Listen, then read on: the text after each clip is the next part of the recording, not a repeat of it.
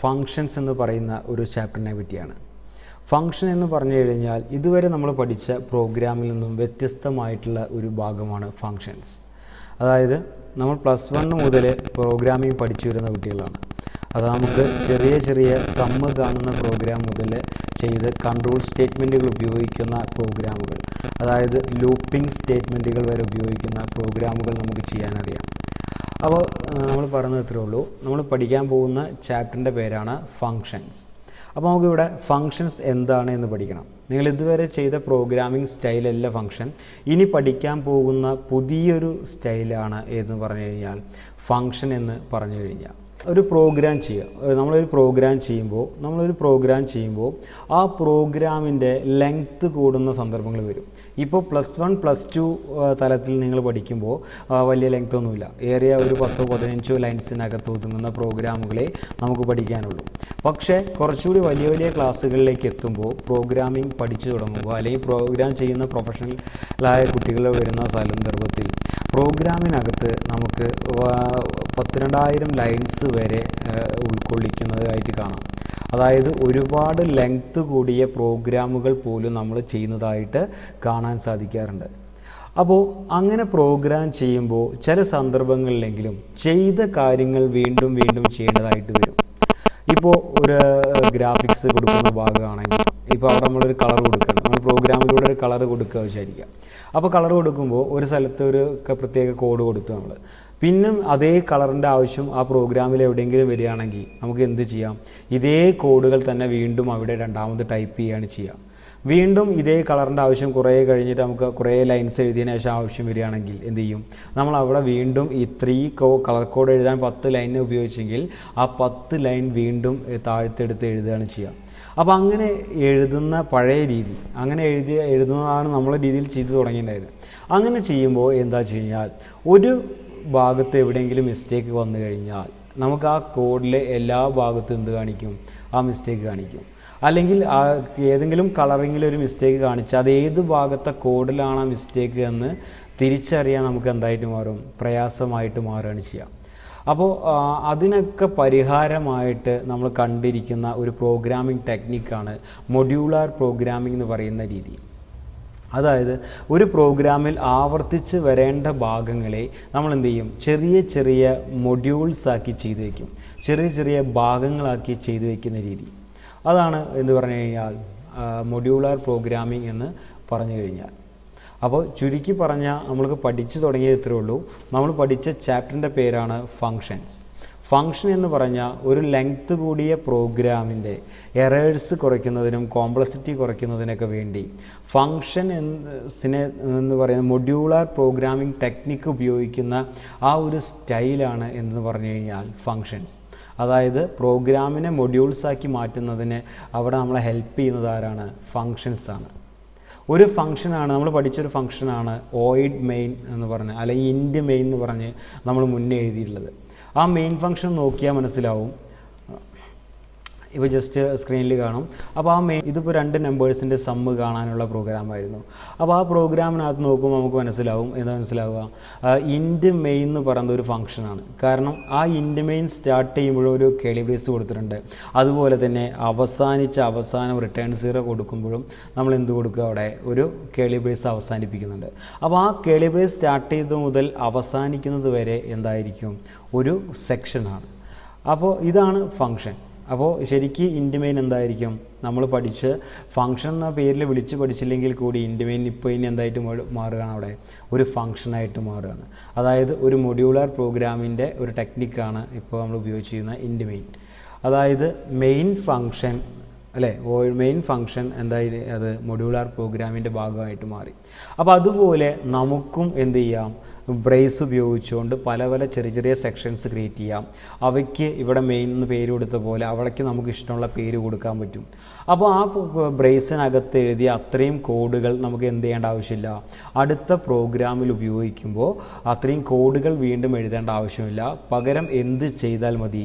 നമുക്ക് ആ കോഡുകൾക്ക് നമ്മൾ കൊടുത്ത പേരിനെ ഒരു തവണ അല്ലെങ്കിൽ നമുക്ക് ആവശ്യമുള്ള അത്രയും വിളിച്ചു കഴിഞ്ഞാൽ അത്രയും കോഡുകൾ ഓട്ടോമാറ്റിക്കലി അവിടെ റൺ ചെയ്യും. അതുകൊണ്ടുള്ള ഗുണം എന്താണെന്ന് വെച്ച് കഴിഞ്ഞാൽ, അപ്പോൾ ഒരു പ്രോഗ്രാമിൽ നിങ്ങൾ കളർ കോഡ് വീണ്ടും വീണ്ടും എഴുതിയ കാര്യം പറഞ്ഞു, അങ്ങനെ വീണ്ടും വീണ്ടും എഴുതേണ്ട ആവശ്യമില്ല. ആ കളർ കോഡിന് ഒരു പേര് കൊടുക്കുക, കളർ എന്നൊരു പേര് കൊടുക്കുക. എന്നിട്ട് ആ കളർ എന്നുള്ള പേരിനെ മാത്രം എന്ത് ചെയ്താൽ മതി, ആ പ്രോഗ്രാമിൽ നമുക്ക് ആവശ്യമുള്ളിടത്ത് വിളിച്ചാൽ മതി. അപ്പോൾ ഓട്ടോമാറ്റിക്കലി നമ്മൾ മുൻപേ ഉണ്ടാക്കി വെച്ച കളർ എങ്ങനെ കൊടുക്കണം എന്നുള്ള കോഡ് ഓട്ടോമാറ്റിക്കലായിട്ട് ആ പേരിനെ വിളിക്കുമ്പോൾ നമ്മളെ പ്രോഗ്രാമിൽ വന്ന് വർക്ക് ചെയ്യുകയാണ് ചെയ്യുക. അപ്പോൾ അങ്ങനത്തെ ഒരു ആവശ്യത്തിന് വേണ്ടിയ ആ ടെക്നിക്കാണ് എന്ത് പറഞ്ഞു കഴിഞ്ഞാൽ മൊഡ്യൂളർ പ്രോഗ്രാമിംഗ് ടെക്നിക്ക് എന്ന് പറഞ്ഞു കഴിഞ്ഞാൽ. അതായത് പ്രോഗ്രാമിൻ്റെ കോംപ്ലക്സിറ്റി കുറയ്ക്കുന്നതിന് വേണ്ടി, പ്രോഗ്രാമിൻ്റെ സങ്കീർണത കുറയ്ക്കുന്നതിന് വേണ്ടി, വലിപ്പം കുറയ്ക്കുന്നതിന് വേണ്ടി വീണ്ടും വീണ്ടും ആവർത്തിച്ചു വരുന്ന ബ്ലോക്കുകളെ നമ്മൾ എന്ത് ചെയ്തിരിക്കും, ചെറിയ ചെറിയ മൊഡ്യൂളുകളാക്കി, ചെറിയ ചെറിയ ബ്ലോക്കുകളാക്കി പ്രോഗ്രാം ചെയ്ത് വയ്ക്കും. അപ്പോൾ ഇതിപ്പോൾ എങ്ങനെ ചെയ്യും എന്നാണ് കൺഫ്യൂഷൻ. ഇപ്പോൾ എന്താണെന്ന് മനസ്സിലായിട്ടുണ്ടാവും, പക്ഷേ എങ്ങനെയാണ് ചെയ്യാമെന്ന് അറിയാത്തതുകൊണ്ട് ഒരു കൺഫ്യൂഷൻ ഉണ്ടായിരിക്കും. അത് നമ്മൾ യൂസർ ഡിഫൈൻഡ് ഫംഗ്ഷൻ എന്നൊരു ഭാഗം പഠിക്കുമ്പോഴാണ് നമുക്കത് സ്വന്തമായിട്ട് ചെയ്യുന്ന രീതി പറയുന്ന ഒരു ഭാഗം നമ്മൾ പറഞ്ഞു. ഈ ഫങ്ഷൻസിൻ്റെ പ്രത്യേകത പറഞ്ഞു. ഫങ്ഷൻസ് എന്ന് പറയുന്ന ചാപ്റ്ററാണ് പഠിച്ചു തുടങ്ങിയത്. ആ ഫങ്ഷൻസ് എന്ന് പറയുന്ന ചാപ്റ്റർ പഠിക്കുമ്പോൾ നമ്മൾ ആദ്യമായിട്ട് പഠിച്ച ഒരു ഫങ്ഷനാണ് ഇൻറ്റ് മെയിൻ എന്ന് പറയുന്ന ഫങ്ഷൻ. അപ്പോൾ ഫങ്ഷൻ എന്താണെന്ന് നമ്മൾ കംപ്ലീറ്റ് പറഞ്ഞു കഴിയുമ്പോഴേ മനസ്സിലാവുള്ളൂ. ഇപ്പോൾ ഓരോ ടേമും മനസ്സിലാക്കി വയ്ക്കുക. നമ്മൾ പഠിച്ചിരിക്കുന്ന ഒരു ഫംഗ്ഷനാണ് ഇത് പറഞ്ഞു കഴിഞ്ഞാൽ മെയിൻ ഫംഗ്ഷൻ. CPP ടർബോയിലാണ് ചെയ്യുന്നതെങ്കിൽ ഓയിഡ് മെയിൻ വെച്ച് ചെയ്യാറുണ്ട്. ലിനക്സിൽ ചെയ്യുമ്പോൾ റിട്ടേൺ നിർബന്ധമായിട്ട് ഉപയോഗിക്കുന്നതുകൊണ്ട് നമ്മൾ എന്ത് ചെയ്യും, ഇൻറ്റ് മെയിൻ എന്ന് പറയുന്ന രീതിയിലും ചെയ്തു തുടങ്ങാറുണ്ട്. അത് നമുക്ക് പരിചിതമായ കേസുകളാണ്. അപ്പോൾ ഇൻറ്റ് A,B,C എന്ന് പറയുന്ന പ്രോഗ്രാമാണ് കൊടുത്തിരിക്കുന്നത്. അതായത് സ്പേസ് ക്രിയേറ്റ് ചെയ്തു, ആ സ്പേസിലേക്ക് വാല്യൂ എടുത്തു, അതിൻ്റെ സമ്മ് കണ്ടു, അതിന് ജസ്റ്റ് സ്ക്രീനിൽ പ്രിൻ്റ് ചെയ്യിച്ചു. ആ രീതിയിലുള്ളൊരു പ്രോഗ്രാം നമ്മൾ ഓൾറെഡി ചെയ്തു വെച്ചു. അപ്പോൾ ആ ചെയ്തിരിക്കുന്ന പ്രോഗ്രാം എന്തിന് അകത്താണ് വന്നിരിക്കുന്നത്, അത് ഫങ്ഷൻസ് എന്ന് പറയുന്ന ഒരു ബ്ലോക്കിനകത്താണ് വന്നിരിക്കുന്നത്. അത് എന്തിന് എക്സാമ്പിളാണ്, മൊഡ്യൂളർ പ്രോഗ്രാമിന് എക്സാമ്പിളാണെന്ന് മനസ്സിലാക്കി വയ്ക്കുക. അപ്പോൾ ഇൻറ്റ് മെയിൻ ഒരു ഫംഗ്ഷനാണ്, മൊഡ്യൂളർ പ്രോഗ്രാമിന് എക്സാമ്പിളാണെന്ന് മനസ്സിലാക്കി വയ്ക്കുക. എങ്ങനെ ചെയ്യുമെന്ന് പഠിക്കാൻ പോകുന്നേ ഉള്ളൂ. അത്രയും കാര്യം നമ്മൾ പഠിച്ചു കഴിഞ്ഞു. ഇനി ഒരു എക്സാമ്പിൾ നോക്കാം. ഇപ്പോൾ ഞാൻ സ്ക്രീനിൽ കാണുന്നത് പ്രിൻ്റ് എന്നൊരു ഫംഗ്ഷൻ ഉണ്ട്. പ്രിൻ്റ് ചെയ്യുന്നുണ്ട് ഒരു ഫംഗ്ഷൻ, അതായത് ഇൻറ്റ് പ്രിൻ്റ് ബ്രാക്കറ്റ് ഓപ്പൺ ചെയ്ത് ക്ലോസ് ചെയ്തു. ഈ ബ്രാക്കറ്റ് ഓപ്പൺ ചെയ്യുന്നതും ക്ലോസ് ചെയ്യുന്നതും എന്താണ്, ഫംഗ്ഷൻ സിമ്പൽ എന്നാണ് നമ്മൾ വിളിക്കുക. ഫംഗ്ഷൻ സിമ്പൽ എന്നാണ് വിളിക്കുക.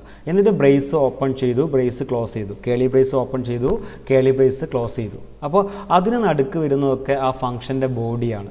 അതിന് നടുക്ക് വരുന്നതൊക്കെ എന്താ, ആ ഫംഗ്ഷൻ്റെ ബോഡിയാണ്, ആ ഫംഗ്ഷൻ്റെ സെക്ഷനാണ് വരുന്നുണ്ടായിരിക്കുക. അപ്പോൾ ഇനി നമുക്ക് പ്രിൻ്റ് എന്ന് എവിടെ വിളിച്ചാലും എനിക്ക് എന്തിനാണ് കിട്ടുക, ഹായ് എന്ന് പറയുന്ന ഔട്ട്പുട്ട് ആയിരിക്കും കിട്ടുന്നുണ്ടായിരിക്കുക. അതിനു വേണ്ടി നമ്മൾ ചെയ്തു വെച്ച ഒരു പ്രോഗ്രാമിംഗ് ഒരു ഫംഗ്ഷനാണ് ഏത് പറഞ്ഞു കഴിഞ്ഞാൽ പ്രിൻ്റ്. അപ്പോൾ ഇത് എങ്ങനെ ചെയ്യും, എങ്ങനെ എഴുതും നമ്മളിപ്പോഴും പഠിച്ചിട്ടില്ല. ഒരു എക്സാമ്പിളായിട്ട് പറഞ്ഞതാണ്. പ്രിൻ്റ് എന്ന് പറയുന്ന ആ ഹെഡിങ്ങിൻ്റെ ആ പേര് വിളിച്ചു കഴിഞ്ഞാൽ അതിനകത്ത് എഴുതിയ കോഡിൻ്റെ എഫക്റ്റ് ആയിരിക്കും ഔട്ട്പുട്ടിൽ കാണുന്നത്. അപ്പോൾ ഇതുപോലുള്ള വേറെ വ്യത്യസ്തമായ കോഡുകളിൽ കൊണ്ടുവന്നുകൊണ്ട് ചെയ്യുന്ന രീതിയാണ് മൊഡ്യൂളർ പ്രോഗ്രാമിംഗ്. ചുരുക്കി +2 പഠിക്കുന്ന രീതിയിൽ നമ്മൾ ചുരുക്കി പറയുകയാണെങ്കിൽ നമ്മൾ പഠിക്കുന്നത് എന്താ, വലിയ പ്രോഗ്രാമുകളെ ചെറിയ ചെറിയ, അതായത് സബ് പ്രോഗ്രാമുകളാക്കി മാറ്റുന്ന ആ ടെക്നിക്കിനെ വിളിച്ച പേരാണ് മൊഡ്യൂളർ പ്രോഗ്രാമിംഗ്. അങ്ങനെ മൊഡ്യൂളർ പ്രോഗ്രാമിംഗ് ചെയ്യാൻ ഉപയോഗിക്കുന്ന ടെക്നിക്കാണ് എന്ന് പറഞ്ഞു കഴിഞ്ഞാൽ എന്ത് പറഞ്ഞു കഴിഞ്ഞാൽ ഫങ്ഷൻസ്. അപ്പോൾ നമ്മൾ ഷോർട്ടാക്കി വെച്ചിരിക്കുന്ന ഗ്രൂപ്പാക്കി വെച്ചിരിക്കുന്ന ആ ഒരു ബ്ലോക്കിനെ നമുക്ക് എന്ത് വിളിക്കാം, ഫങ്ഷൻ എന്ന് വിളിക്കാം. അപ്പോൾ നമ്മൾ യൂസർ ഡിഫൈൻ, നമുക്ക് സ്വന്തമായിട്ട് ഫംഗ്ഷൻ എഴുതി പഠിക്കുമ്പോഴാണ് അത് എങ്ങനെ ചെയ്യുമെന്ന് പഠിക്കേണ്ടതുള്ളത്. ഇതിൽ ചോദ്യം വരും, എന്തിനാണ് ഫങ്ഷൻസ് ഇങ്ങനെ ഡീപ്പായിട്ട് പഠിക്കുന്നത് തോന്നും. അതായത് എന്തിനു വേണ്ടിയിട്ടാണ് ഫംഗ്ഷൻ, എന്താണ് അങ്ങനെ ഫംഗ്ഷനാക്കി ചെയ്തുകൊണ്ടുള്ള ഗുണം. നമ്മൾ പറഞ്ഞു, അതായത് പ്രോഗ്രാമിൻ്റെ സൈസ് റെഡ്യൂസ് ചെയ്യാമെന്ന് പറഞ്ഞു. ഒരു കളറിങ്ങിന് 100 ലൈൻസ് ആവശ്യമുണ്ടെങ്കിൽ പിന്നെ ബാക്കി വരുന്ന സ്ഥലത്തൊക്കെ നമുക്ക് ആ കളറിങ്ങിൻ്റെ 100 ലൈൻസ് ഉപയോഗിക്കേണ്ട ആവശ്യമില്ല. പകരം എന്ത് പറഞ്ഞാൽ മതി, അവിടെ ജസ്റ്റ് ആ ഒരു പേര്, കളർ എന്ന് പറയുന്ന പേര് വിളിച്ചാൽ മതി. അപ്പോൾ നമുക്ക് 5 സ്ഥലത്ത് ഉപയോഗിക്കുകയാണെങ്കിൽ 500 ലൈൻസ് നമുക്ക് എന്താ എഴുതാതെ കിട്ടി. അതായത് പ്രോഗ്രാമിൻ്റെ ലെങ്ത്ത് കുറയ്ക്കാൻ മൊഡ്യൂളർ പ്രോഗ്രാമിംഗ് നമുക്ക് വളരെയധികം ഹെൽപ്ഫുള്ളായിട്ട് മാറുന്നുണ്ട് എന്നുള്ള കാര്യം. അപ്പോൾ നമുക്ക് അഡ്വാൻറ്റേജ് നോക്കാം. സ്ക്രീനിൽ നോക്കിയാൽ മതി. ഒന്ന്, റിഡക്ഷൻ ഇൻ പ്രോഗ്രാമിംഗ് സൈസ്. അതാണ് ഇപ്പോൾ പറഞ്ഞ കാര്യം. പ്രോഗ്രാമിൻ്റെ സൈസ് നമുക്ക് വളരെ ചെറുതാക്കി കൊണ്ടുവരാൻ പറ്റും. അതായത് റിപ്പീറ്റഡ് ടാസ്കുകൾ, അതാണ് ഈ പറഞ്ഞ കാര്യങ്ങൾ. വീണ്ടും വീണ്ടും ആവർത്തിക്കുന്ന ഭാഗങ്ങളെ ഒരു ഫംഗ്ഷനാക്കി കൊടുത്തു കഴിഞ്ഞാൽ, മൊഡ്യൂളാക്കി കൊടുത്തു കഴിഞ്ഞാൽ നമുക്കതിൻ്റെ സൈസ് കുറയ്ക്കാം. Less chance of error. അങ്ങനെ പറഞ്ഞു കഴിഞ്ഞാൽ നമ്മൾ ആദ്യം നമുക്ക് ഇപ്പോൾ കളറിങ്ങിൻ്റെ കാര്യത്തിന് മനസ്സിലിരിക്കുക, ഒരു 100 ലൈൻസ് കോഡ് ആദ്യം ഉണ്ടാക്കി വയ്ക്കും, ഒരു പേരെ കൊടുത്ത് വയ്ക്കും. അങ്ങനെ പേരെ കൊടുത്ത് വെച്ച് കഴിഞ്ഞാൽ ഈ 100 ലൈൻസ് ഓഫ് കോഡിൽ എറർ ഉണ്ടോ എന്ന് ചെക്ക് ചെയ്താൽ മതി. പിന്നീട് നമ്മൾ ഈ ഫംഗ്ഷൻ എവിടെ ഉപയോഗിക്കുമ്പോഴും നമുക്ക് എന്തില്ല എറർ ഇല്ലാത്ത കോഡുകളാണ് വരിക. അതേസമയം 10 സ്ഥലങ്ങളിലും ഈ 100 ലൈൻസ് നമ്മൾ കോപ്പി ചെയ്ത് പോവുകയാണെങ്കിൽ ഏതെങ്കിലും ഒരു സ്ഥലത്ത് എവിടെയെങ്കിലും എറർ വന്നു കഴിഞ്ഞാൽ അത്രയും ലൈനുകൾ വീണ്ടും റിപ്പീറ്റ് ചെയ്ത് പരിശോധിക്കേണ്ടി വരും. അപ്പോൾ എറേഴ്സ് ഏറ്റവും കുറയ്ക്കാനുള്ള ഒരു ടെക്നിക്ക് കൂടിയാണ് ഇത് മൊഡ്യൂളാർ പ്രോഗ്രാമിംഗ് എന്ന് പറഞ്ഞു കഴിഞ്ഞാൽ. അപ്പോൾ ഒന്നാമത്താണ് എന്തായിരിക്കും റെഡ്യൂസ് പ്രോഗ്രാം സൈസ് എന്ന് പറയുന്ന പോയിന്റ്. രണ്ടാമത്തെ ലെസ് ചാൻസ് ഓഫ് എറർ എന്ന് പറയുന്ന പോയിന്റ് ശ്രദ്ധിക്കുക. മൂന്നാമത്തെ റെഡ്യൂസ് ദ പ്രോഗ്രാമിംഗ് കോംപ്ലക്സിറ്റി, അതായത് പ്രോഗ്രാമിൻ്റെ സങ്കീർണത. സങ്കീർണത പറഞ്ഞാൽ പുറത്തുനിന്ന് പെട്ടെന്ന് ഒരാൾ വന്ന് നമ്മൾ പ്രോഗ്രാം നോക്കും, ഒരു പ്രോഗ്രാം എടുത്ത് നോക്കുമ്പോൾ അദ്ദേഹത്തിന് ആ പ്രോഗ്രാമിൻ്റെ എന്ത് ചെയ്യുക കാര്യങ്ങൾ മനസ്സിലാക്കാൻ ബുദ്ധിമുട്ടുണ്ടായിരിക്കും. അതേസമയം ഫംഗ്ഷൻ ഉപയോഗിച്ച് കഴിഞ്ഞാൽ ഒരു പ്രത്യേക ബ്ലോക്കിന് ഒരു പ്രത്യേക പേര് കൊടുത്ത് ചെയ്യുന്നത് കൊണ്ട് തന്നെ ആ പേര് കണ്ടാൽ നമുക്ക് മനസ്സിലാക്കാൻ പറ്റും ഇത് കളറിങ്ങിനുള്ളതാണ്, ഇത് ടൈമിനുള്ളതാണ്, ഇത് സ്കോറിനുള്ളതാണ് എന്ന് പറയുന്ന രീതിയിൽ ഓരോ ഭാഗങ്ങൾ നമുക്ക് പെട്ടെന്ന് മനസ്സിലാക്കാൻ സാധിക്കും. അതാണ് റെഡ്യൂസ് പ്രോഗ്രാമിംഗ് കോംപ്ലക്സിറ്റി. ഇപ്പോൾ നമ്മൾ പ്രോഗ്രാം ചെയ്യുകയാണെങ്കിൽ അതിൻ്റെ കോംപ്ലക്സിറ്റി കുറയ്ക്കാൻ ആര് ഹെൽപ്പ് ചെയ്യുന്നുണ്ട്? മൊഡ്യൂളാർ പ്രോഗ്രാമിംഗ് ഹെൽപ്പ് ചെയ്യുന്നുണ്ട്. ഇനി ഇംപ്രൂവ് റീയൂസബിലിറ്റി എന്ന് പറഞ്ഞു കഴിഞ്ഞാൽ നമ്മൾ വീണ്ടും കോഡുകൾ ഉപയോഗിക്കാൻ കഴിയും. ഇപ്പോൾ ഒരു തവണ എഴുതി വെച്ച 100 ലൈൻസിൻ്റെ കളറിങ്ങിൻ്റെ കോഡ്, ആ കളറിങ്ങിൻ്റെ കോഡ് എനിക്ക് ഇനി എവിടെ വേണമെങ്കിലും ഉപയോഗിക്കാം. കോഡുകളിൽ വീണ്ടും എനിക്ക് ഉപയോഗിക്കാനുള്ള ഒരു പെർമിഷൻ കൂടിയാണ് ഇത് പറഞ്ഞു കഴിഞ്ഞാൽ ഫംഗ്ഷൻ ഉപയോഗിക്കുന്നതുകൊണ്ട് എനിക്ക് ലഭിക്കുന്നത്. ഇനി ഇതൊക്കെ അഡ്വാൻറ്റേജ്, ഇപ്പോൾ നമ്മൾ പറഞ്ഞതൊക്കെ എന്തായിരുന്നു? ഇപ്പോൾ സ്ക്രീനിൽ കാണുന്നതൊക്കെ നമുക്ക് പഠിക്കാനുള്ള അഡ്വാൻറ്റേജ് ആയിരുന്നു നമ്മൾ പഠിച്ചത്. ഇനി അതേ അഡ്വാൻറ്റേജ് കൂടെ ഡിസഡ്വാൻറ്റേജ് എന്ന് പറഞ്ഞിട്ട് ഒരേ ഒരു കാര്യം നമുക്ക് പറയാനുള്ളൂ. എന്തായിരിക്കും? ഇങ്ങനെ ചെയ്യണമെങ്കിൽ ആദ്യം നമുക്ക് റിപ്പീറ്റ് ചെയ്ത് വരുന്ന ഭാഗങ്ങളെ ഒരു മെമ്മറിക്കകത്ത് സ്റ്റോർ ചെയ്ത് വെക്കേണ്ടതായിട്ട് വരും. അങ്ങനെ മെമ്മറിക്കകത്ത് സ്റ്റോർ ചെയ്ത് വെക്കുമ്പോൾ അതെന്തായി? മെമ്മറി സ്റ്റോറേജ് വേണം, അത്യാവശ്യം മെമ്മറി സ്റ്റോറേജ് വേണ്ടി വരും. അതിന് വേണ്ട സമയവും അവിടെ നഷ്ടപ്പെടുകയാണ് ചെയ്യുക. അപ്പോൾ സമയവും മെമ്മറിയുമാണ് എന്തായിരിക്കുക ഇവിടെ ഒരു ഡീമെറിറ്റ് ആയിട്ട് നമുക്ക് പറയാൻ സാധിക്കുന്നത്. അപ്പോൾ ഒന്നാമത്തെ ചാപ്റ്ററിൻ്റെ ഇനി പഠിച്ച ചാപ്റ്ററിൻ്റെ പേരാണ് ഫങ്ഷൻസ് എന്ന് പറയുന്ന ചാപ്റ്റർ. ഈ ചാപ്റ്ററിനകത്ത് നമ്മൾ പഠിക്കുന്നത് മൊഡ്യൂളാർ പ്രോഗ്രാമിംഗ് എന്താണെന്ന് പഠിക്കുന്നത്. മൊഡ്യൂളാർ പ്രോഗ്രാമിംഗ് എന്ന് പറഞ്ഞാൽ മനസ്സിലാക്കേണ്ടത് ഇത്രേ ഉള്ളൂ, വലിയൊരു പ്രോഗ്രാമിനെ ചെറിയ ഭാഗങ്ങളാക്കുന്ന ആ ടെക്നിക്കാണ് മൊഡ്യൂളാർ പ്രോഗ്രാമിംഗ് എന്ന് പറഞ്ഞു കഴിഞ്ഞാൽ. അപ്പോൾ ഇനി ശ്രദ്ധിക്കുക, ഇനി പഠിക്കാനുള്ളത് കൺസെപ്റ്റ് ഓഫ് മൊഡ്യൂളാർ പ്രോഗ്രാമിങ്ങിൻ്റെ ഇതിലേക്ക് കിടക്കുമ്പോൾ അപ്പോൾ നമ്മൾ പറഞ്ഞു ഫംഗ്ഷൻ എന്താ അറിയാം, ഒന്നാമത്തെ ചാപ്റ്ററിൽ എന്താണ് പഠിക്കേണ്ടതെന്ന് അറിയാം.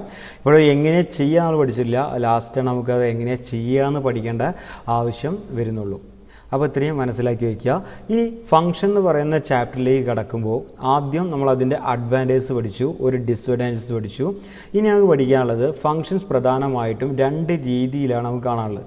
ഫംഗ്ഷൻസ് പ്രധാനമായിട്ട് നമ്മൾ പഠിക്കുന്നത് ഈ ചാപ്റ്ററിൽ നമ്മൾ പഠിക്കുന്നത് 2 രീതിയിലാണ്. ഒന്ന് പ്രീ ഡിഫൈൻഡ് ഫംഗ്ഷൻ അല്ലെങ്കിൽ ബിൽറ്റ് ഇൻ ഫംഗ്ഷൻ എന്ന് പറയുന്ന പേരിലും, രണ്ടാമത്തെ യൂസർ ഡിഫൈൻഡ് ഫംഗ്ഷൻ എന്ന് പറയുന്ന പേരിലും. അതായത് ഈ ചാപ്റ്ററിനകത്ത് നമ്മൾ പഠിച്ചു തുടങ്ങിയിട്ടേ ഉള്ളൂ.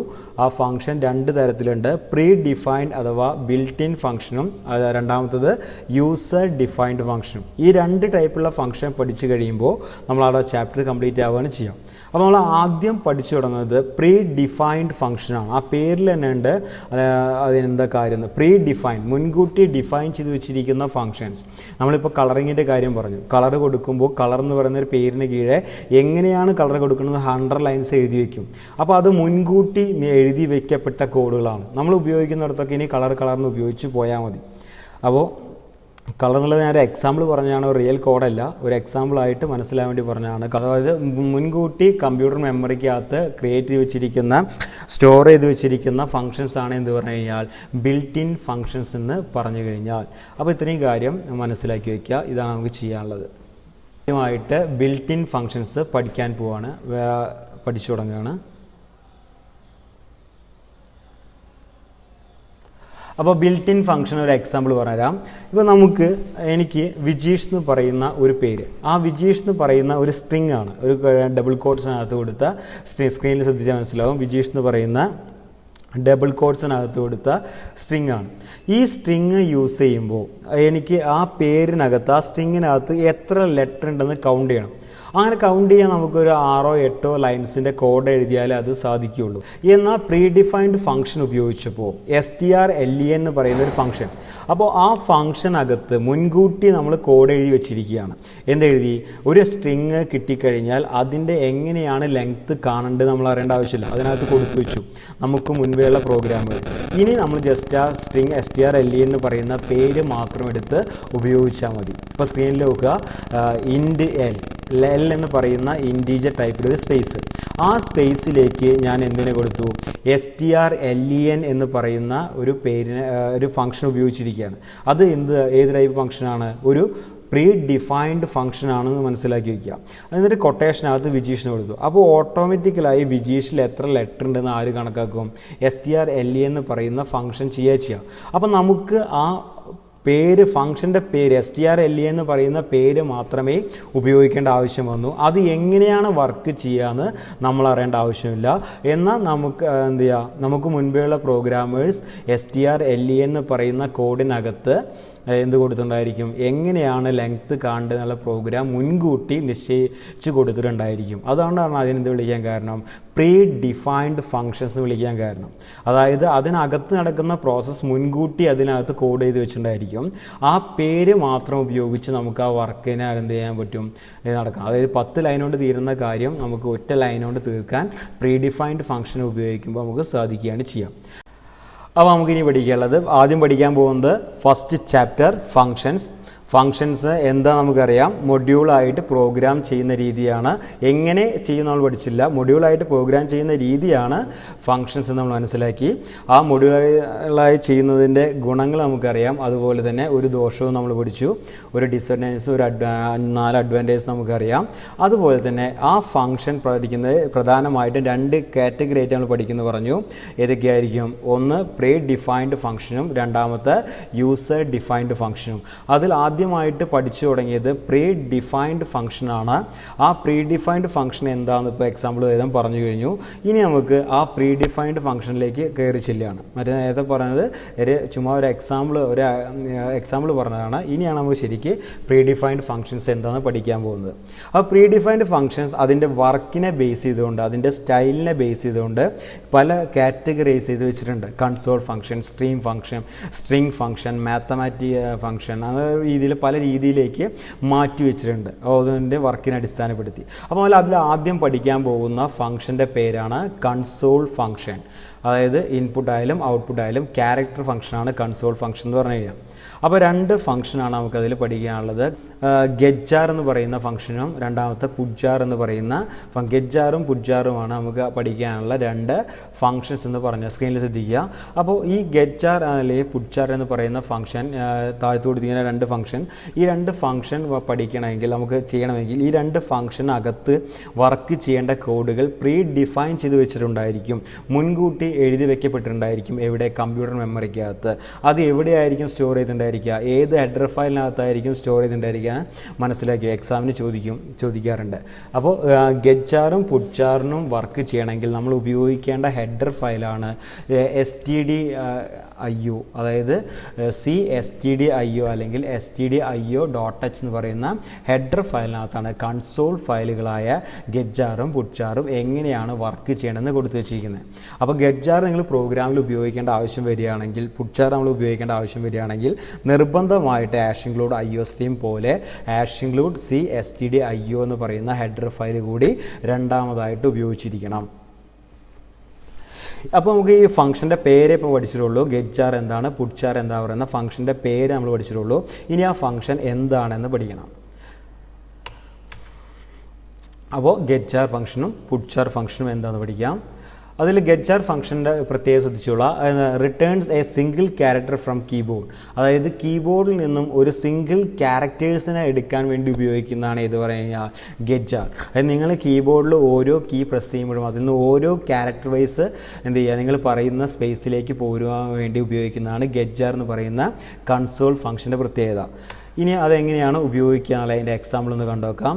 .ch അതായത് ക്യാരക്ടർ ടൈപ്പിൽ CH എന്ന് പറയുന്ന ഒരു സ്പേസ് ക്രിയേറ്റ് ചെയ്തു. ആ സ്പേസിനകത്തേക്ക് ഞാൻ ഈക്വൽ ടു അസൈൻ ചെയ്തു. എന്താ അസൈൻ ചെയ്തു? ഗെറ്റ് എന്ന് പറയുന്ന ബ്രാക്കറ്റിനകത്ത്. അപ്പോൾ ഓട്ടോമാറ്റിക്കായിട്ട് ആ ഫംഗ്ഷൻ അവിടെ വരുന്നത് കൊണ്ട് തന്നെ നിങ്ങളെ കമ്പ്യൂട്ടറിൽ ഔട്ട്പുട്ട് സ്ക്രീനിനകത്ത് കഴ്സർ ബ്ലിങ്ക് ചെയ്യും. അവിടെ നിങ്ങൾ എൻ്റർ ചെയ്ത് കൊടുക്കുന്ന ക്യാരക്ടേഴ്സ് എവിടെ പോവും? CH എന്ന് പറയുന്ന സ്പേസിലേക്ക് പോവുകയാണ് ചെയ്യുക. അപ്പോൾ സീൻ ഉപയോഗിച്ച അതേ എഫക്റ്റാണ് ഇവിടെ വരുന്നതെങ്കിൽ കൂടി ഇത് കൺസോൾ ഫംഗ്ഷൻ ആയിട്ട് നമുക്ക് ഉപയോഗിക്കാൻ സാധിക്കും.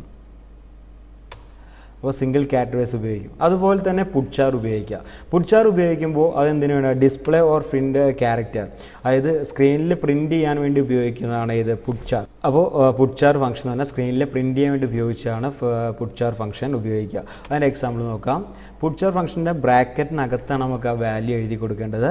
അപ്പോൾ ക്യാരക്ടർ CH എന്ന് പറയുന്ന ഒരു സ്പേസിനകത്ത് P എന്ന് പറയുന്ന ഒരു ക്യാരക്ടറിനെ ഞാൻ അസൈൻ ചെയ്തു. അപ്പോൾ CHനകത്ത് P ഉണ്ട്. അതിനെ സ്ക്രീനിലേക്ക് കൊണ്ടുവരണമെങ്കിൽ പുട്ട്ചാർ ഔട്ടിന് എഫക്റ്റാണ് ഇവിടെ. പുട്ട്ചാർ ബ്രാക്കറ്റിനകത്ത് CH എന്ന് കൊടുത്തു കഴിഞ്ഞാൽ ക്യാരക്ടറിനകത്തുള്ള ആ ക്യാരക്ടർ സ്ക്രീനിനകത്ത് പ്രിൻ്റ്, ആ വേരിയബിളിനകത്തുള്ള ക്യാരക്ടർ സ്ക്രീനിനകത്ത് പ്രിൻ്റ് ആവുകയാണ് ചെയ്യാം. അപ്പോൾ സീനും ഔട്ടിനും പകരക്കാരനായിട്ട് ഗെറ്റസിനും പുട്ടസിനും പകരം നമ്മൾ പഠിച്ചതിന് പകരക്കാരനായിട്ട് ഇവിടെ ഉപയോഗിക്കുന്നതാണ് ഇത് ഗെറ്റ്ജാറും പുട്ട്ചാറും. ഫംഗ്ഷൻ ഏറെക്കുറെ ഒരേ ആവശ്യങ്ങൾക്കാണ് ഉപയോഗിക്കുന്നത്. ഉള്ളിൽ വരുന്ന ചെറിയ ചെറിയ മൈന്യൂട്ടായുള്ള ചേഞ്ചുകൾ വരുന്നുണ്ട്. അപ്പോൾ ഇവിടെ വരുന്ന പ്രത്യേകത ക്യാരക്ടർ വൈസ് കീബോർഡിൽ നിന്ന് റീഡ് ചെയ്യുമെന്നാണ് പറയുന്നത്. സിംഗിൾ ക്യാരക്ടർ വൈസ് റീഡ് ചെയ്യുന്ന കൺസോൾ ഫംഗ്ഷനാണ് ഗെറ്റ്ജാറും പുട്ട്ചാറും എന്നാണ് നമ്മൾ മനസ്സിലാക്കേണ്ട കാര്യം. അപ്പോൾ ഇവിടെ പഠിക്കേണ്ടത് ലൈബ്രറി ഫംഗ്ഷനകത്ത് കൺസോൾ ഫംഗ്ഷൻ ഏതൊക്കെയാണെന്ന് എക്സാമിന് ചോദിക്കും.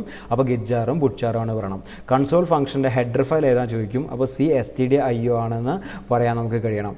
അതുപോലെ തന്നെ എങ്ങനെയാണ് ഗെറ്റ്ജാർ ഫംഗ്ഷൻ എഴുതുക എന്നുള്ളത് ഒരു എക്സാമ്പിൾ സഹിതം നോക്കി വയ്ക്കുക. പുട്ട്ചാർ എങ്ങനെയാണ് എഴുതുക എന്നുള്ളത് ഒരു എക്സാമ്പിൾ സഹിതം നോക്കി വയ്ക്കണം. ഇനി നമുക്ക് രണ്ടാമത് അടുത്തത് പഠിക്കാം. ഫംഗ്ഷനിലെ പ്രീ ഡിഫൈൻഡ് ഫംഗ്ഷൻസിൽ കൺസോൾ ഫംഗ്ഷൻ 2 പഠിച്ചു കഴിഞ്ഞാൽ അടുത്തത് നമുക്ക് പഠിക്കാനുള്ള ഫംഗ്ഷനാണ് സ്ട്രീം ഫംഗ്ഷൻസ്. അതാണ് സ്ക്രീനിൽ കാണുന്ന സ്ട്രീം ഫംഗ്ഷൻ. സ്ട്രീം ഫംഗ്ഷൻ 2 രീതിയിലുണ്ട്. നമ്മൾ IOStream എന്നൊക്കെ ഉപയോഗിക്കുക, അതിലേക്ക് വരുന്നതാണ് സ്ട്രീം ഫംഗ്ഷൻ. അപ്പോൾ ഇതിൻ്റെ ഹെഡർ ഫയൽ നമുക്ക് IOStream എന്ന് ഉപയോഗിക്കാം. അത് കഴിഞ്ഞ് ഈ സ്ട്രീം ഫംഗ്ഷൻ 2 തരത്തിലാണ് നമ്മൾ ഉപയോഗിക്കുന്നത്. ഒന്ന് ഇൻപുട്ട് സ്ട്രീമിങ്ങിന് ഉപയോഗിക്കുന്നുണ്ട്, ഔട്ട്പുട്ട് സ്ട്രീമിങ്ങിന് ഉപയോഗിക്കുന്നുണ്ട്. സീനും ഔട്ടും പോലെ തന്നെ സീനിന് റീഡ് ചെയ്യാൻ വേണ്ടി ഉപയോഗിക്കുന്നുണ്ട്, പ്രിൻ്റ് ചെയ്യാൻ വേണ്ടിയും നമുക്ക് സ്ട്രീം ഫംഗ്ഷൻസ് ഉപയോഗിക്കാൻ സാധിക്കും. അതിൽ ഇൻപുട്ട് ഫംഗ്ഷനാണ് ഗെറ്റ് ലൈൻ എന്ന് പറയുന്ന 2 ഫംഗ്ഷൻ. ഗെറ്റും ഗെറ്റ് ലൈനും ആ പേരുകൾ തമ്മിൽ വളരെ സാമ്യമുണ്ട്. അപ്പോൾ മാറിപ്പോകാൻ പാടില്ല. ഗെറ്റസും പുട്ടസും കുറേ മുന്നേ അറൈസിനകത്ത് നമ്മൾ മുന്നേ പഠിച്ചു കഴിഞ്ഞു. പിന്നെ കൺസോളിനകത്ത് നമ്മൾ പഠിച്ചത് എന്താ വെച്ച് കഴിഞ്ഞാൽ ഗെറ്റ്ജാറും പുട്ട്ചാറുമാണ് പഠിച്ചത്. അത് കഴിഞ്ഞ് നമ്മൾ ഇവിടെ സ്ട്രീമിനകത്ത് പഠിക്കുന്നത് ഗെറ്റ് ലൈൻ എന്ന് പറയുന്ന 2 ഫംഗ്ഷനാണ്. അതന്നെ ഔട്ട്പുട്ടിലേക്ക് വരുമ്പോൾ പുട്ട് റൈറ്റ് എന്ന് പറയുന്ന 2 ഫംഗ്ഷനാണ് പ്രിൻ്റ് ചെയ്യാൻ വേണ്ടി നമ്മൾ ഉപയോഗിക്കുക. ഗെറ്റും ഗെറ്റ് ലൈനും, പ്രിൻ്റ് ചെയ്യാൻ പുട്ടും റൈറ്റും എന്ന് പറയുന്ന 2 രീതികളാണ് നമുക്ക് ഉപയോഗിക്കുന്നത്. അപ്പോൾ ഫംഗ്ഷൻ്റെ സ്ട്രീം ഫംഗ്ഷൻസ് ഏതൊക്കെയാണെന്ന് മനസ്സിലാക്കിച്ചോ. 4 ഫംഗ്ഷനാണ് സ്ട്രീം ഫംഗ്ഷൻ. 2 ഇൻപുട്ടും 2 ഔട്ട്പുട്ടും. ആ പേരുകൾ പറയാൻ കിട്ടണം. വൺ വേർഡ് ആയിട്ട് പിന്നെ ഇതുപോലെ തന്നെ ഫംഗ്ഷൻ്റെ പേരുകളൊക്കെ ഒറ്റയടിക്ക് ചോദിക്കുന്ന രീതിയിൽ എക്സാമിന് വരാറുണ്ട്. അപ്പോൾ ഗെറ്റ് ലൈൻ എന്താണെന്ന് പഠിക്കണം. ഇനി ഗെറ്റിൻ്റെ പ്രത്യേകത, ഗെറ്റ് എന്ന് പറഞ്ഞാലും കീബോർഡിൽ നിന്ന് ഉള്ളിലേക്ക് എടുക്കാനുള്ളതിനെ സ്ട്രീം ഔട്ട്പുട്ടായിട്ട് 1 by 1 ആയിട്ട് കയറി വരുന്ന രീതിയിൽ ക്യാരക്ടർ വൈസ് 1 by 1 ആയിട്ട് ഉള്ളിലേക്ക് എടുക്കുന്ന രീതിയാണ് ഏത് പറഞ്ഞു കഴിഞ്ഞാൽ ഗെറ്റ് എന്ന് പറയുന്ന ഫംഗ്ഷൻ ഉപയോഗിച്ച് നമുക്ക് റീഡ് ചെയ്യാൻ സാധിക്കുക. അത് എങ്ങനെയാണ് ഗെറ്റ് യൂസ് ചെയ്യാമെന്ന് നോക്കാം. നമ്മൾ പ്രോഗ്രാമിൽ ഗെറ്റ് എങ്ങനെ യൂസ് ചെയ്യാൻ നോക്കാം. ആദ്യം ക്യാരക്ടർ ടൈപ്പിൽ CH എന്ന് പറയുന്ന സ്പേസ് ഉണ്ടാക്കി. ഇനി ക്യാരക്ടറിലേക്ക് ആ CH എന്ന് പറയുന്ന സ്പേസിലേക്ക് ഞാൻ അസൈൻ ചെയ്യാണ്. എന്തിനെ? cin.get എന്നിട്ട് CH എന്ന് കൊടുത്തു. അപ്പോൾ CHനകത്തേക്ക് ആണ് വാല്യൂ കയറി ചെല്ലുക. ആ ബ്രാക്കറ്റിനകത്ത് വാല്യൂ കൊടുത്തില്ലെങ്കിൽ നമുക്ക് വേണ്ടി ഉള്ളിലേക്ക് വാല്യൂ എടുക്കാൻ സാധിക്കും. അപ്പോൾ CHനകത്തേക്ക് നമ്മളിവിടെ ഉപയോഗിക്കുന്ന കാര്യം ശ്രദ്ധിച്ച് നോക്കുക. CHനകത്തേക്ക് ക്യാരക്ടർ വാല്യൂ റീഡ് ചെയ്യണം, അത്രേ ഉള്ളൂ. നമ്മൾ കൊടുക്കുന്ന ക്യാരക്ടേഴ്സ് റീഡ് ചെയ്യണം, അത്രേ ഗെറ്റിൻ്റെ ആവശ്യമുള്ളൂ. ഗെറ്റേഴ്സും പുട്ടസും ഗെറ്റും ഗെറ്റ് ലൈനും ഒക്കെ ഉപയോഗിക്കുന്നതിന് വേണ്ടിയിട്ടാണ്, ക്യാരക്ടേഴ്സ് ഉള്ളിലേക്ക് എടുക്കാൻ വേണ്ടിയിട്ടാണ്. അപ്പോൾ അങ്ങനെ എടുക്കുമ്പോൾ ഇവിടെ ഉപയോഗിച്ച് ശ്രദ്ധിക്കുക. അതിൻ്റെ ആ സിൻടാക്സ് നോക്കണം. cin.get എന്നാണ് നമ്മൾ ഉപയോഗിച്ചത്. സ്ട്രീമുകൾ ഉപയോഗിക്കുമ്പോൾ എപ്പോഴും ഇൻപുട്ട് ആണെങ്കിൽ cin. അതിൻ്റെ മുന്നിൽ വരും. ഔട്ട്പുട്ട് ആണെങ്കിൽ cout. എന്ന് സ്ട്രീം ഫംഗ്ഷൻസിലൊപ്പം നമ്മൾ നിർബന്ധമായിട്ട് കൊടുക്കേണ്ടതാണ്. അപ്പോൾ ഗെറ്റ് എങ്ങനെ ഉപയോഗിക്കാൻ നോക്കി വയ്ക്കുക. ഈക്വൽ ടു അസൈൻ ചെയ്യണം ഇതിലേക്ക് cin.get. അതിനുള്ളിൽ CH കൊടുത്താലും കൊടുത്തില്ലെങ്കിലും വാല്യൂ അതിലേക്ക് കയറി വരികയാണ് ചെയ്യുക. ഇനി CN.get CH എന്ന് പറയുമ്പോഴും ഈ വാല്യൂ ഗെറ്റിനകത്ത് CH എന്ന് പറയുന്ന വാല്യൂ കൊടുത്ത് ചെയ്യുമ്പോഴും എന്ത് തന്നെയാണ് വരിക, CHനകത്തേക്ക് ക്യാരക്ടറിനെ ആക്സെപ്റ്റ് ചെയ്യുകയാണ് ചെയ്യുക. അപ്പോൾ ഈ രണ്ട് രീതിയിൽ നമുക്ക് എന്ത് എഴുതാം, ഗെറ്റ് എഴുതാം. അങ്ങനെ തോന്നുന്നത് വാലിഡ് ആണോ ഇൻവാലിഡ് ആണോ ചോദിക്കുമ്പോൾ മനസ്സിലാക്കാൻ സാധിക്കണം. രണ്ട് രീതിയിൽ നമുക്ക് ഗെറ്റ് എന്ന് പറയുന്ന ഫംഗ്ഷൻ എഴുതാൻ സാധിക്കും. ഇനി രണ്ടാമത്തെ ഇൻപുട്ട് ഫംഗ്ഷനാണ്, സ്ട്രീമിൽ രണ്ടാമത്തെ ഇൻപുട്ട് ഫംഗ്ഷനാണ് ഗെറ്റ് ലൈൻ.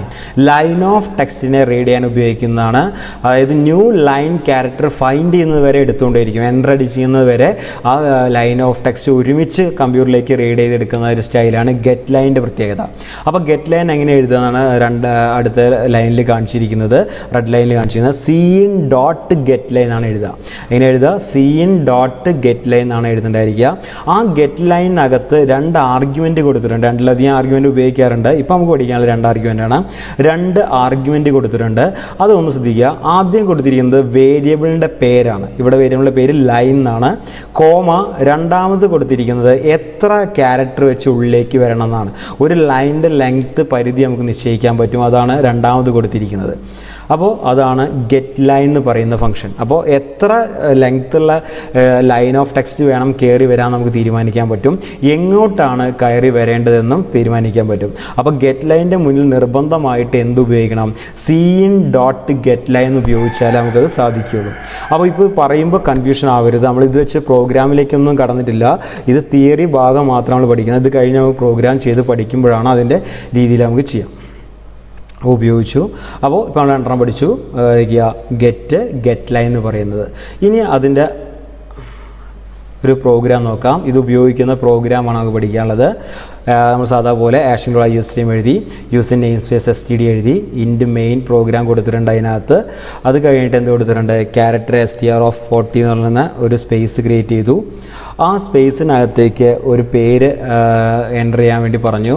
അത് റീഡ് ചെയ്യുമ്പോൾ നമ്മൾ സാധാരണ CN ഉപയോഗിച്ചിരുന്നത്. എന്നാൽ ഇവിടെ CN എന്ന് പറയുന്ന ക്യാരക്ടർ ഒരു കൺസോളിന് പകരം നമ്മളോട് ഉപയോഗിച്ചിരിക്കുന്നത് ഗെറ്റ് ലൈൻ എന്ന് പറയുന്ന ഒരു പ്രീ ഡിഫൈൻഡ് ഫംഗ്ഷനാണ്. അതായത് ഒരു ലൈനിൽ ഈ ഫംഗ്ഷൻ അവസാനിച്ചാലും 10-20 ലൈൻസ് ഇതിൻ്റെ പുറകിൽ കോഡ് എഴുതി വെച്ചിട്ടുണ്ടായിരിക്കും. അതുകൊണ്ടാണ് അതിനെ എന്ത് വിളിക്കാൻ കാരണം, പ്രീ ഡിഫൈൻഡ് ഫംഗ്ഷൻ എന്ന് വിളിക്കാൻ കാരണം, ബിൽറ്റ് ഇൻ ഫംഗ്ഷൻ എന്ന് വിളിക്കാൻ കാരണം. അപ്പോൾ ഗെറ്റ് ലൈൻ str എന്ന് പറയാൻ അർത്ഥമുണ്ട്. str എന്ന് പറയുന്ന സ്പേസിലേക്ക് 40 പറഞ്ഞു കഴിഞ്ഞാൽ എത്ര ലെറ്റർ മാക്സിമം എത്ര ക്യാരക്ടേഴ്സ് പോകണം, 40 ക്യാരക്ടേഴ്സ് മാക്സിമം വെച്ച് കട്ട് ചെയ്ത് കയറി അതിലേക്ക് പോവുകയാണ് ചെയ്യുക. ഇനി cout str, അത് നമ്മൾ സാധാരണ പുട്ടസിന് പ്രിൻറ്റിങ് പഠിക്കാത്തതുകൊണ്ട് നമ്മൾ cout പ്രിൻ്റ് ചെയ്യിച്ചു, റിട്ടേൺ 0 കൊടുത്തു, പ്രോഗ്രാം അവസാനിപ്പിച്ചു. അപ്പോൾ ഇത് ഗെറ്റ് ലൈൻ ഉപയോഗിച്ച് ഇതേപോലെ ഗെറ്റ് ഉപയോഗിക്കാം. ഇനി നമ്മൾ രണ്ട് ഔട്ട്പുട്ട് ഫംഗ്ഷൻ കൂടി പഠിക്കാനുണ്ട്. അപ്പോൾ ആ രണ്ട് ഔട്ട്പുട്ട് ഫംഗ്ഷനാണ്, അതും സ്ട്രീം ഫംഗ്ഷനിൽ വരുന്ന രണ്ടാമത്തെ ഔട്ട്പുട്ട് ഫംഗ്ഷനാണ് പുട്ടും അതുപോലെ തന്നെ റൈറ്റ് ഫംഗ്ഷനും. ക്യാരക്ടർ വൈസ് എന്ത് ചെയ്യുക, സ്ക്രീനിൽ പ്രിൻറ്റ് ചെയ്യാൻ ഉപയോഗിക്കുന്നതാണ് പുട്ട് ഫംഗ്ഷൻ. ക്യാരക്ടർ വൈസ് സ്ക്രീനിൽ പ്രിൻറ്റ് ചെയ്യാൻ ഉപയോഗിക്കുന്നതാണ് ഇത് പറഞ്ഞു കഴിഞ്ഞാൽ പുട്ട് എന്ന് പറയുന്ന ഫംഗ്ഷൻ ഉപയോഗിക്കുന്നുണ്ടായിരിക്കുക. അപ്പോൾ അവിടെ എന്ത് കൊടുക്കും, നമ്മളവിടെ ക്യാരക്ടർ C എന്ന് പറയുന്ന എക്സാമ്പിൾ ശ്രദ്ധിച്ചാൽ മതി. ക്യാരക്ടർ CHനകത്ത് C എന്ന് പറയുന്ന ഒരു ക്യാരക്ടർ നമ്മൾ കൊടുത്തിട്ടുണ്ട്. അപ്പോൾ അവിടെ എന്ത് കൊടുക്കുകയാണ്, cout പുട്ട് CH എന്ന് പറയുന്ന ഒരു വാല്യൂ കൊടുത്തു. അതായത് ഞാൻ പറഞ്ഞു നമ്മളെ ഫംഗ്ഷൻ പുട്ടാണ്, എന്നാൽ അവിടെ ഔട്ട്പുട്ട് സ്ട്രീമായ കാരണം cout നിർബന്ധമായിട്ട് ഉപയോഗിക്കണം. cout ഡോട്ട് പുട്ട് കൊടുത്തു. ബ്രാക്കറ്റിനകത്ത് എന്താണോ പ്രിൻറ്റ് ചെയ്യേണ്ടത് ആ പ്രിൻറ്റ് ചെയ്യേണ്ട വേരിയബിളും കൊടുക്കുകയാണ് ചെയ്തത്. പ്രിൻ്റ് ചെയ്യേണ്ട വേരിയബിളും കൊടുക്കുകയാണ് ചെയ്തത്. ഇനി രണ്ടാമത്താണ് റൈറ്റ് ഫംഗ്ഷൻ. റൈറ്റ് ഫംഗ്ഷൻ്റെ പ്രത്യേകത ജസ്റ്റ് cout ഡോട്ട് റൈറ്റ് ഉപയോഗിച്ചുകൊണ്ട് നമുക്ക് വാല്യൂ കൊടുക്കാൻ സാധിക്കും. പക്ഷേ ആ വേരിയബിളിൻ്റെ പേര് കൂടാതെ നമുക്ക് 10 എന്ന് പറഞ്ഞു കൊടുക്കാം, കോമ പറഞ്ഞു കൊടുക്കാം. അപ്പോൾ എത്ര ആ സ്ക്രീനിൽ നിന്നും അത്രയും സ്പേസ് വിട്ടുകൊണ്ട് നമുക്ക് എന്ത് ചെയ്യാൻ പറ്റും, അതിനെ പ്രിൻ്റ് ചെയ്യിക്കാൻ സാധിക്കുകയാണ് ചെയ്യാം. അതായത് ഇപ്പോൾ വിജീഷ് എന്നുള്ള പേര് പ്രിൻ്റ് ചെയ്യുകയാണെങ്കിൽ ഞാൻ ആ 10 എന്ന് പറഞ്ഞെങ്കിൽ 10 സ്പേസുകൾ ഗ്യാപ്പ് ഇട്ടിട്ടായിരിക്കും പിന്നെ അടുത്ത വിജീഷ് എന്ന് പ്രിൻ്റ് ചെയ്യാം. അങ്ങനെ ഒരു സൗകര്യം കൂടി നമുക്ക് ഏത് ഉപയോഗിക്കാം, cout ഡോട്ട് റൈറ്റ് ഉപയോഗിച്ച് നമുക്ക് പ്രിൻ്റ് ചെയ്യാൻ സാധിക്കും. ഓക്കെ, ആദ്യം പഠിച്ചു തുടങ്ങിയ ചാപ്റ്ററിൻ്റെ പേരാണ് ഫംഗ്ഷൻ. നമ്മളിവിടെ പഠിച്ചത് ഫംഗ്ഷൻസിൻ്റെ മൊഡ്യൂളർ പ്രോഗ്രാമിംഗ് ടെക്നിക്കാണ് ഫംഗ്ഷൻ നമ്മൾ പഠിച്ചു. അങ്ങനെ പഠിക്കുമ്പോൾ അതിൻ്റെ അഡ്വാൻറ്റേജസ് പഠിച്ചു വെക്കണം, 4 മിനിമം പഠിക്കണം. അതിൽ നിന്ന് ഒരു ഡിസഡ്വാൻറ്റേജ് നമുക്കറിയാം. അത് കഴിഞ്ഞ് ഫംഗ്ഷൻ 2 ടൈപ്പിലുണ്ട് പഠിച്ചു, പ്രീ ഡിഫൈൻഡും യൂസർ ഡിഫൈൻഡും. പ്രീ ഡിഫൈൻഡ് ഫംഗ്ഷനിൽ ആദ്യം പഠിച്ചാണ് കൺസോൾ ഫംഗ്ഷൻ, ഗെറ്റ് പുട്ട്ജാറും. അത് കഴിഞ്ഞ് നമ്മൾ സ്ട്രീം ഫംഗ്ഷനിലേക്ക് വന്നു. സ്ട്രീം ഫംഗ്ഷൻ പഠിച്ചു. സ്ട്രീമിനകത്ത് ഗെറ്റ് ലൈനും പുട്ട് റൈറ്റ് എന്ന് പറയുന്ന 4 ഫംഗ്ഷനാണ് പഠിച്ചത്. അപ്പോൾ ഇത്രയും ഭാഗമാണ് ഇന്ന് ഡീപ്പായിട്ട് പഠിക്കാനുള്ളത്. ഇത് വെച്ചുള്ള ഡീപ്പ് പ്രോഗ്രാം ചെയ്യാൻ നമ്മൾ പഠിച്ചു തുടങ്ങിയിട്ടില്ല. അത് യൂസർ ഡിഫൈൻഡ് ഭാഗത്തിലേക്ക് എത്തുമ്പോഴാണ് നമുക്ക് ഒന്നുകൂടി ഡീപ്പായിട്ട് ഇതിനെക്കുറിച്ച് ഓരോ കാര്യങ്ങളും പഠിക്കുക. ഇതിപ്പോൾ തിയറി ആയിട്ട് ഇത്രയും കാര്യങ്ങൾ നിങ്ങൾക്ക് ചെയ്യാൻ പറ്റുമെന്ന് ഉറപ്പിക്കണം.